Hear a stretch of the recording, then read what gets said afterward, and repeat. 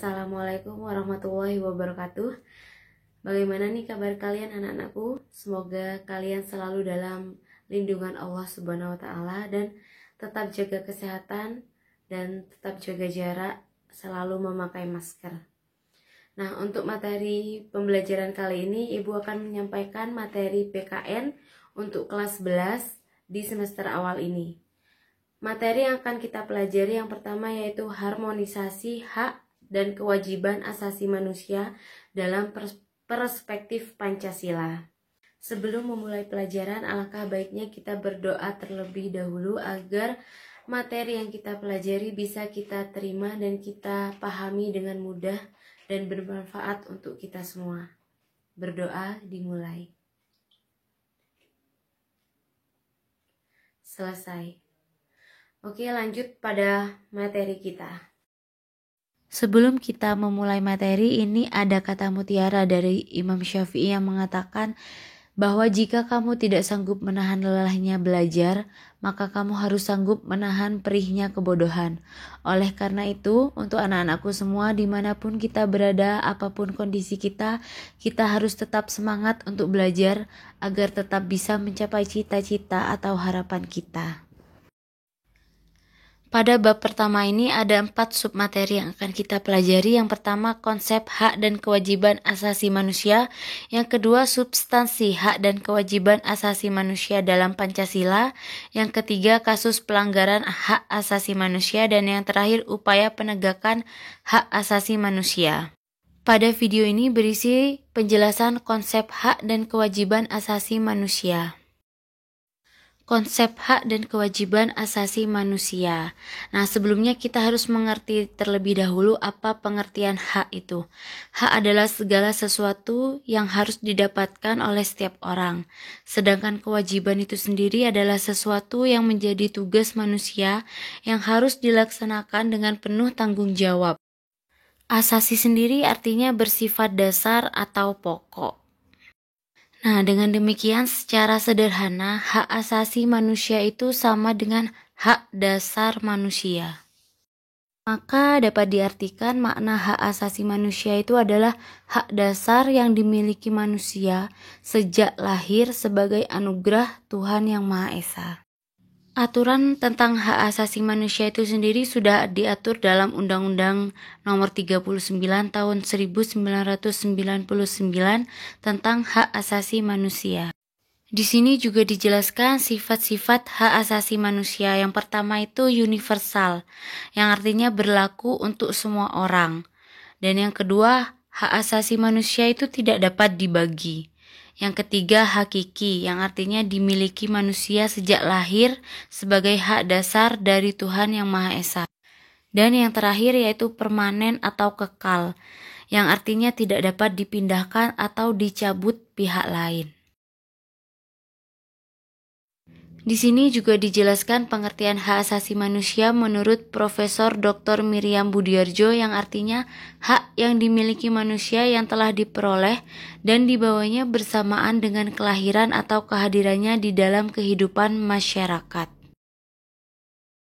Di sini juga ada pengertian hak asasi manusia menurut Undang-Undang Nomor 39 Tahun 1999, yang artinya seperangkat hak yang melekat pada hakikat dan keberadaan manusia sebagai makhluk Tuhan Yang Maha Esa dan merupakan anugerahnya yang wajib dihormati, dijunjung tinggi dan dilindungi oleh negara hukum pemerintah.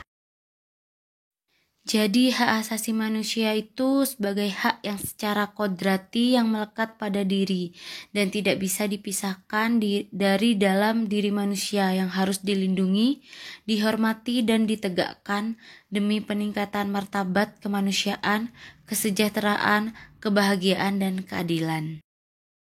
Selanjutnya ada makna kewajiban asasi manusia. Kewajiban asasi manusia itu merupakan bentuk pembatasan HAM yang dapat sebagai sumber munculnya sifat egoisme individu. Kewajiban asasi manusia yang harus dipenuhi, kewajiban sebagai manusia, anggota masyarakat, dan makhluk Tuhan Yang Maha Esa.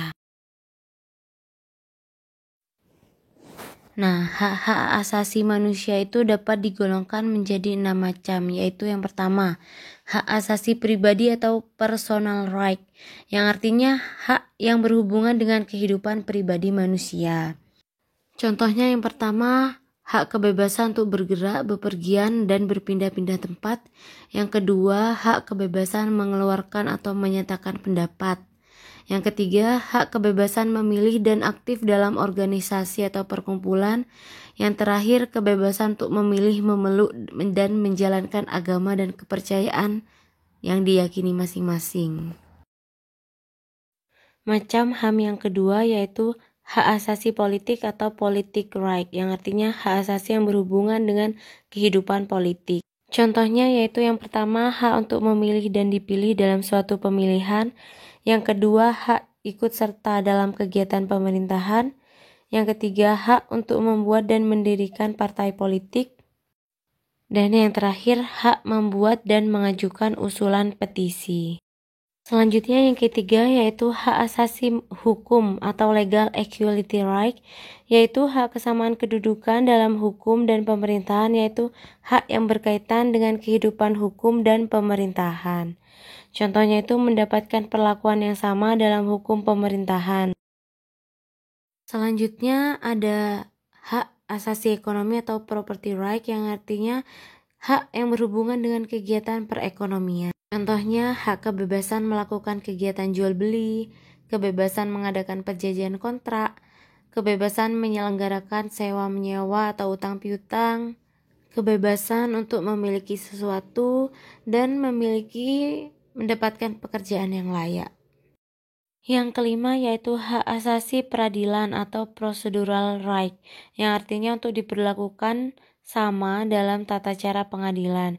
Contohnya itu mendapatkan pembelaan hukum di pengadilan, hak persamaan atas perlakuan, penggeledahan, penangkapan, penahanan, dan penyelidikan. Yang terakhir yaitu hak sosial budaya atau social culture right, yang artinya hak yang berhubungan dengan kehidupan masyarakat. Nah, contohnya itu hak menentukan atau memilih, mendapatkan pendidikan, hak untuk mendapatkan pengajaran, dan hak untuk mengembangkan budaya yang sesuai dengan bakat dan minat. Baik, cukup sekian materi di bab 1 dalam pertemuan pertama ini. Semoga kalian bisa memahami materi yang sudah diberikan. Dan kalau ada yang belum dipahami, bisa ditanyakan melalui kolom komentar.